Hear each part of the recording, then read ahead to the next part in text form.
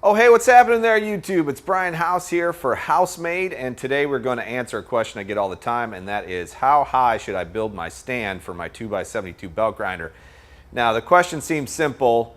The answer isn't the same for everyone, and so what the goal of this video is today is to actually show you how to determine what's the best height for you in particular, and also show off some of the tables that I have here in my workshop and my grinder stand that I use on the regular. Now, the second half of the video is going to be taking you down a road of the Facebook group DIY Belt Grinders and Machines that we started a few years ago on Facebook. 25,000 of you have joined that group now, and it's a very active group, and we discuss a lot of things. So this morning I made a post and I said, hey, I'm going to make a YouTube video and I'd like to show off what you guys have built for your stands and show me some of your creative means to support your grinders. And I got a lot of great feedback on there. So make sure you go to facebook.com/groups/DIY Belt Grinders and Machines. It's a long one. Just Google it. Just search for it in the Facebook interface and you'll find it. Why this is important, I think, is because when you're standing at a grinder for a long period of time, whether you're a knife maker or maybe you're just a metal fab guy or whatever it is you're doing with your machines, you want to be comfortable while you're using the machine, and the height of the machine itself is actually super important, because if you have that too low or too high, then it's going to affect how much you use the machine. It's one of those things that seems very arbitrary and small, but in this case it does make a lot of sense to put some thought into this before you start building your stand. So anyway, let's take a look at this stand. This is a purchased rolling cart that I got from Sam's Club. You can still buy this. It's the Ultra HD cart. I'll put a link down in the description so you can go find one for yourself. The height of this thing is about 35 inches. From the floor to the top plate is 35 inches. And for me, that puts the grinder right at a good spot for where I am comfortable. Now, I'm 5'11", so give or take, when I'm wearing my boots, I might be 6 feet tall, which is pretty average height for most guys. And 35 to 36 inches seems to be the kind of general area in which most guys want their grinders sitting from the base plate up. I think you should think of it in terms of what are you doing with the machine. Now, if you're a knife maker, you're going to be standing at the machine and grinding bevels, and I like to just get set up, walk up to the grinder with a knife blank, feel what that feels like. Where am I most comfortable? Now, the Revolution has an 11-inch tall platen, so you got a lot of flexibility there. In fact, the two receivers as well, if you're not using a work rest, you can actually get even a couple more inches up or down, whether the platen arm is in the receiver on the top or the receiver on the bottom, so you got some flexibility there. Some grinders don't have that, so you want to just pay attention to when you start building this thing. It's like, all right, where am I the most comfortable? Where are my arms the most comfortable? Where are my shoulders the most comfortable while I'm grinding? And for me, it's right below my bread basket, which is this spot right here. So if you feel your breastplate and right where those two bones kind of come together, you can kind of feel where your breastbone is, and your bread basket is right below that. That, for me, is the most comfortable spot for holding a knife and grinding a bevel. So it's important that my platen falls into that height, and right at 35 inches, 36 inches is pretty good. For me, between 5'11" and 6 feet tall, 35 inches from the floor to the top plate of your work surface is about right. That said, if you're taller than me or shorter than me, there's a really simple way to determine this. Grab a tape measure and hold it right where your bread basket is. Drop it to the floor and look at the number. Now, that says to me about 42 to 43 inches, and the actual depth of the tape measure itself is approximately 3 inches. So at 45 inches, that's where my platen is going to be sitting. So let's take and measure this, and wouldn't you know it, 45 inches fits the bill. So as you can see, it's very simple to determine whether or not what the height should be of your 2x72 belt grinder stand, and I encourage you to do this test at home or in your workshop and figure it out for yourself. All right, so this is my desk. This is where I work. I do all my design work here, my video editing and social media stuff. Just want to kind of give you some behind the scenes look at what's going on in our bench right now. This is a Bald Man Knife and Tool, Brent Smith, who works with us here at Housemade. This is his design, and this knife was made right here in our workshop and studio. This is a Magna Cut thicker clipper with G-Carta scales on it, and it was made all right here at the Housemade studio. Super proud of that. We've got a couple more. This one here is some cypress wood that I found in the swamp behind my house, and this one is from Rock City Scales that from my hometown of Rockford, Illinois. Some skull and crossbones work there. Super stoked to be working on this in the shop. Having a great time doing it. But anyway, let's dive into the Facebook group DIY Belt Grinders and Machines and look at that post where some of you have submitted your photos, and we'll take a look at your creativity and what you've done with your grinder stands. Let's scroll through some of these images and comments on this post. First and foremost, if you don't know Richard Beck from Beck's Armory, he's got a really cool kit.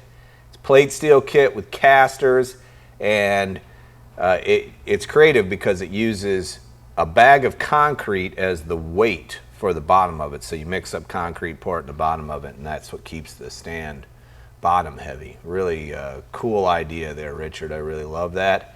And Bobby over at Reaper Metalworks, he did the same cart, the Ultra HD cart that I have, and he mounted the VFD on the side with tech screws just like I did. And the reason I love this cart is because it has drawers and a little cabinet area, and you can put in, put your handle material in there and all kinds of stuff. So this is a cool looking Gen 4 grinder there, Bobby. I dig it, man. It looks good. And Travis McQuinn, he made a combo table. Looks like a simple tube steel design with casters. You'll see casters throughout all this. I'm a big fan of being able to move everything around in your workshop. He's got his portaband on there and his VFD right up on top. It's a Gen 4 grinder, and it looks like he's building a forge. So Travis, that's great. He's got an anvil set up there, blacksmith vise. Duke Jones, it's a stand, he says, technically. It's a big-ass cart with casters. He's got an Ameribraid fastback on there and some Burr King grinders. I love those Burr Kings, man. Those are pretty sweet. And he's got a nice spot for his belts. That's one of the things we've been working on here at Housemade, is trying to find a way to organize belts easily, like either a 3D printed hose rack, something. We're working on a few different ideas to make that simple. I love it. Duke, very nice work. David Carr, he's got a Gen 5 here. It looks like it's well loved, well used. He's got a nice little spot here that props up his VFD. I like that. It's Dave, you might want to think about encasing that VFD just because of the dust. You're going to get dust sucked up in there. That's just a thought. But you've got a nice little funnel down here at the bottom, and I like the top of that workbench. He's got a lot of axe handles and different things underneath. Well done, David. All right, so Brian Hayes, he's got all kinds of he built these all, by the way, I think with his parts he made by hand. He bought the plans and built. You can see here he's using some, I don't know if that's a wheel hub or what that is down there, but it's a really great concept. He's got his VFD enclosed in an ammo can. Nice work. And I think he got this ball door motor for a song, like, $20 or something at a yard sale. So he definitely did a budget build, but look at that thing. That Gen 5 looks sweet, dude. And he's got this great swing out bucket there that kind of comes out, and he's working on maybe making a dual version of that so you can dunk. One will be for dunking, one will be for swarf. That's a great concept, Brian. I really like that. Tim Campbell, this is great. I like it. Just a nice, simple design, tube steel, casters. Very clean. Looks like he's got a quick disconnect for his VFD too, which I really like. I'm thinking a lot about something like that. John Perilou, he's got a Gen 4 grinder here, painted all nice. I like that gunmetal gray, that's pretty sweet. VFD on a pallet jack so you can move it around. And he says, I built a table type stand that I can move around with a pallet jack or forklift. All my other grinders are single speed, so this one gets moved to the other shop pretty often because it's needed there. Yeah, I like it. Clayton Gallipo. Very nice. Gen 4. I dig it. And he's got the Belknap custom knives Heretic Dominator tracking on there. I dig it, man. Very simple. Simple wooden stand. I like this. Well done, Clayton. Chuck Henderson built the Jeremy Schmidt grinder. I dig that design. That's a really cool design. Looks like he makes hammerheads. That's cool. And he's got a nice arm for his VFD. Very solid, very stout design. Very cool. Chaz Belongi, he mounted his to the wall. I like that. Little wooden stand that just comes right out of the wall. Simple, effective. Paint can as a swarf bucket. I love it. Or a spark arrestor. I dig it. And then it looks like he's building something else here. I love this.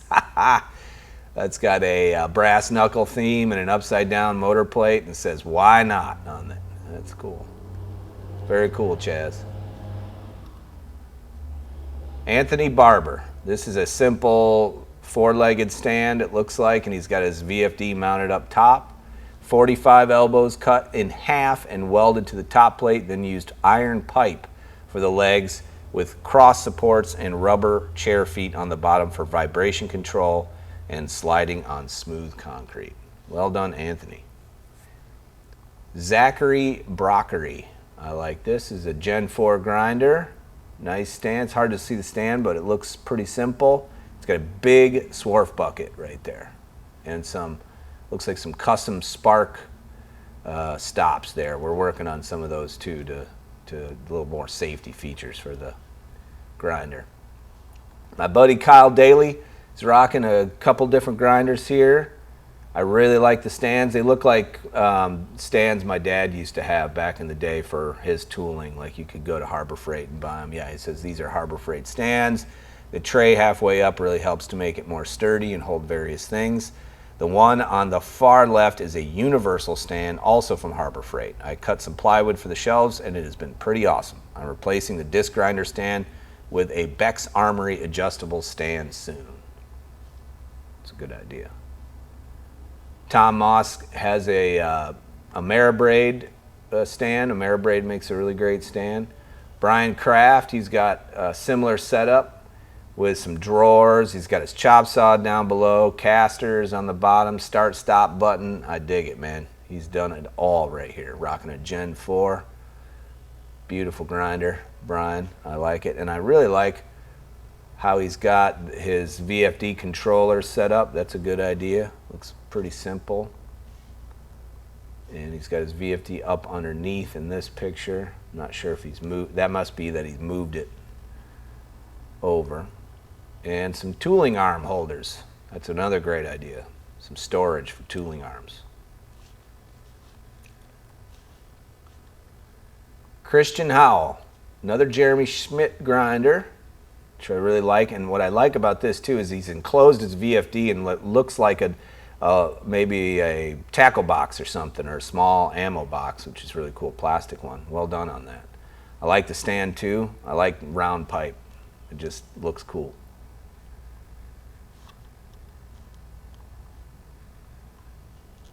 My buddy Keith Drennan from the Working Hands podcast. He's using a Palmgren grinder stand, it looks like, painted purple, which I really like. He's rocking a Gen 4. I believe Keith is in New Jersey. Nice job. Ben Girdler built a BA shredder, and he's using the stand that Richard puts out. That you can see it there all painted and how it looks when you get it all set up. Very cool. And he's using a house-made VFD controller propped up on the stand for the BA shredder. It's a good idea. Miguel Ranices. He built the very stout looking stand with casters. I dig it. I like your workshop. Very, very cool. start-stop button. Big fan of that. Matt Bicker from DIY Europe he's working on this prototype stand, which I really like. And it's all plate steel, and I think at some point he's going to come out with plans and or kits for that. It's a cool idea.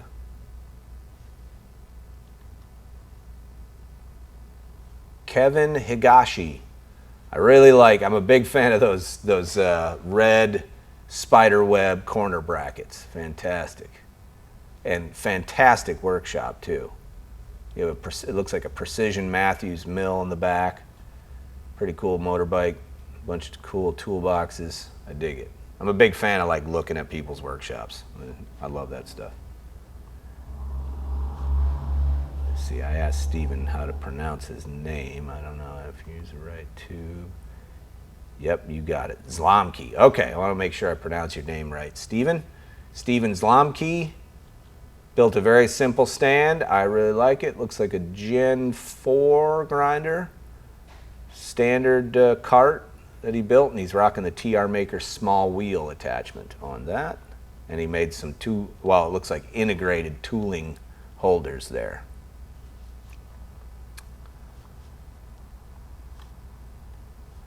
And here's a picture of it while it's in process.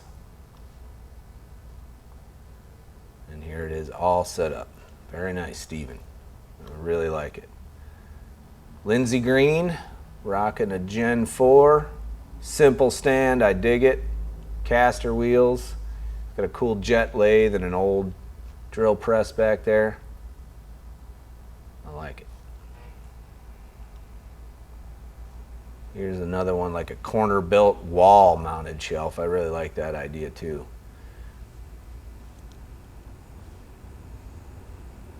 Jared Sandoval from Echo Blades, he's showing off his dust collection system, which is kind of like a snaked out plastic version here, and it goes down into the stand, which is super creative. Something to think about when you do dust collection is you always want to make sure that you're not grinding sparks into a dust collector. You can start a fire. So Jared only uses this for woods and handles and plastics and things. Excellent concept.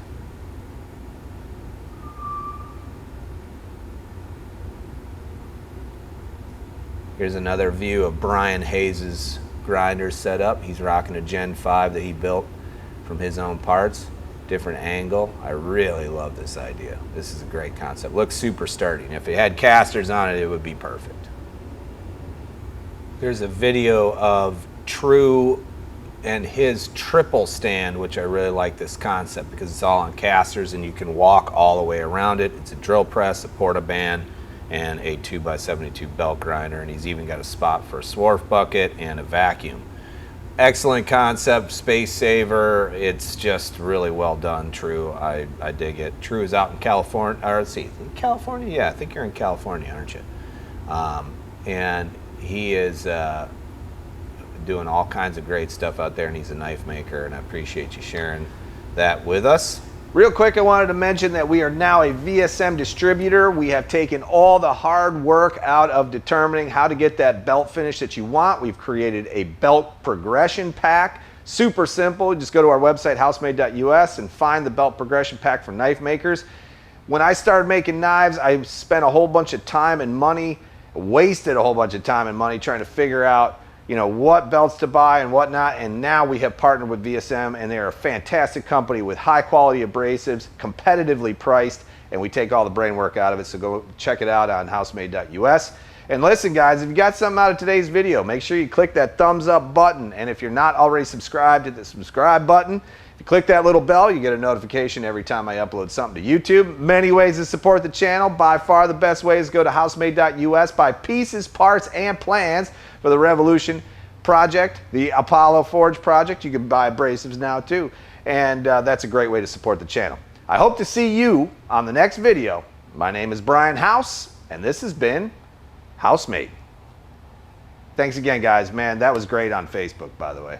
We're going to do more of this. Thanks again.